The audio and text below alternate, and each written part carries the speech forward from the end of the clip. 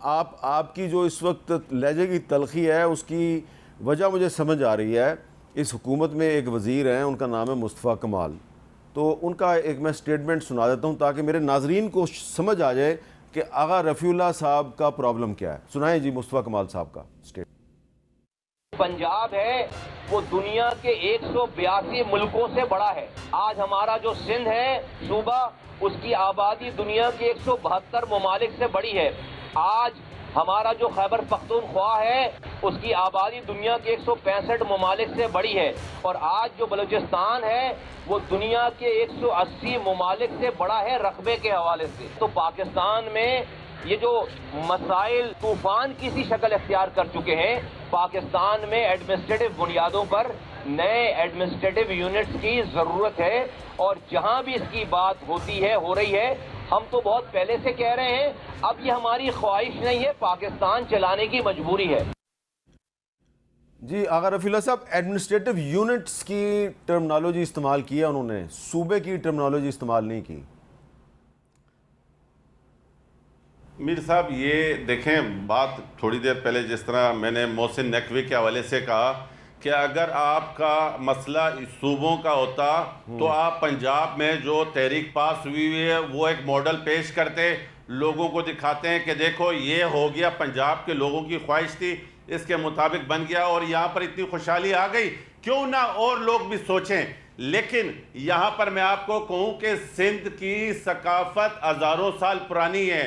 आप सिंध की तकसीम करने का मकसद ये है कि सिंध के रिवायात और सिंध के जो लोगों के जज्बात हैं उसको तकसीम करने की बात कर रहे हैं। हमारे पास आज दिन तक ज्वाइंट फैमिली सिस्टम है, हमारे पास आज तक बिरादरी सिस्टम है, आज तक हम 4, 5, 6 नस्लों की कब्रिस्तानों को लेके बैठे। अच्छा, इसका मतलब है कौन सी बात कर रहे हैं? आप जो बात कर रहे हैं वो सिर्फ तकसीम की बात कर रहे हैं। इन शॉर्ट आप चाहते हैं कि पंजाब तकसीम हो जाए लेकिन सिंध को तकसीम ना किया जाए, आप ये कह रहे हैं ना? नो नो नो नो, मैं नहीं चाहता। पंजाब की अवाम चाहती है, मैं कभी भी नहीं चाहूंगा। पंजाब की अवाम अगर चाहती है, वहां की 2/3 मेजोरिटी अगर कोई फैसला लेती है तो मैं पॉलिटिकल वर्क में सरे खम तस्लीम करूंगा। अगर किसी का शौक है तो वो पूरा कर ले। ठीक है, अब ये किस किस का शौक है, कौन कौन ये शौक पूरा करना चाहता है, तो ज़रा जी दिखाएं। ये नवाज शरीफ साहब, शहबाज शरीफ साहब, बिलावल साहब क्या कहते रहे हैं नए सूबों के बारे में? नए सूबों के क्याम के लिए आला इख्तियाराती कमीशन कायम किया जाएगा। मुस्लिम लीग नून हजारा, बहावलपुर और जनूबी पंजाब के नाम से 3 सूबे बनाने की हामी है। उनसे वादा किया है कि हम बहावलपुर सूबे को रिस्टोर करवाएंगे। हम इंशाअल्लाह ये जो जनूबी पंजाब का जो सूबा उसको भी हम बनवाएंगे। ये करारदाद का हिस्सा है, पंजाब की मुतफक्का करारदाद। सूबा वक्त की अहम जरूरत है। हम इख्तिदार में आकर जनूबी पंजाब सूबे के ख्वाब को पूरा करेंगे। अगर अच्छा, अब रजा हराज साहब, नवाज शरीफ साहब भी कम से कम 3 नए सूबों के हामी रहे हैं, बहावलपुर सूबा, जनूबी पंजाब सूबा और हज़ारा सूबा। शहबाज शरीफ साहब भी हमायत करते रहे हैं, बिलावल साहब भी जनूबी पंजाब सूबे की हमायत करते रहे हैं।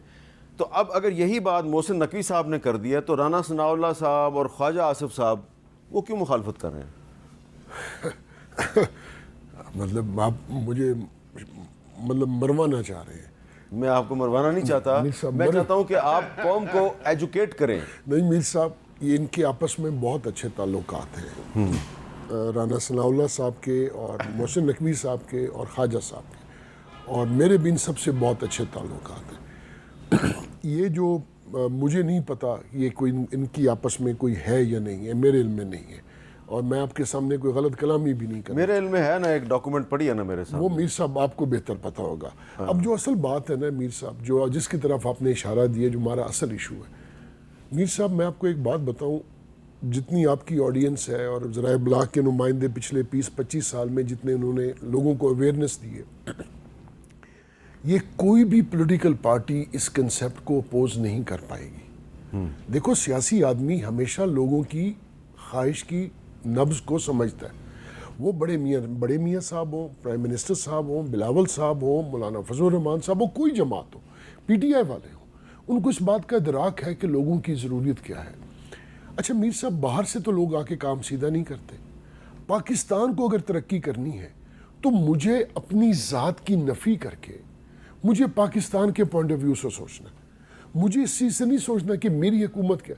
अब फ़र्ज़ कर लीजिए, अगर फ़र्ज़ कर लीजिए सिंध के अब 3 सूबे बना देते, मैं एक मफरूज़े की बात कर रहा हूँ, तो कम अज़ कम इन 3 सूबों में हुकूमत मुस्लिम लीग नून की नहीं होगी, होगी तो पीपल्स पार्टी की।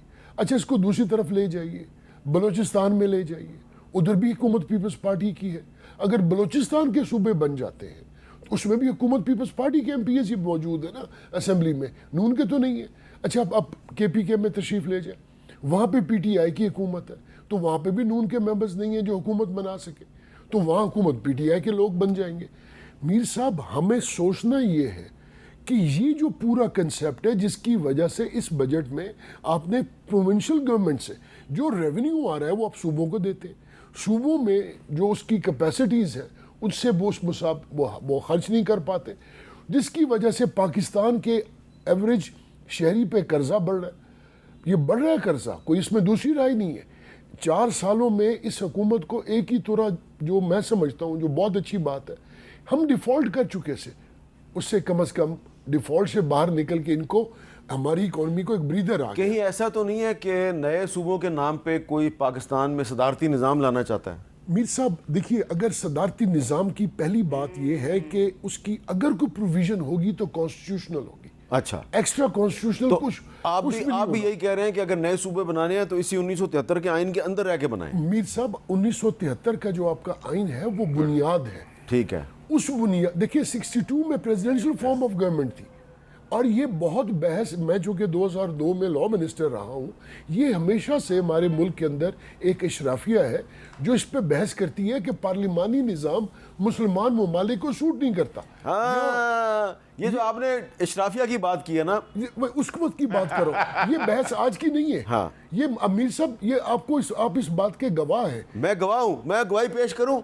लो जी, गवाही पेश करें जी कि बहुत साल पहले जब ये बहस शुरू हुई कि पाकिस्तान में पार्लिमानी निज़ाम नाकाम हो चुका है, सदारती निज़ाम आना चाहिए, तो कौन कौन लोग थे, किस जगह पे बैठ के वो कह रहे थे कि ये पार्लिमानी निज़ाम नाकाम हो चुका है? ज़रा दिखा दीजिए।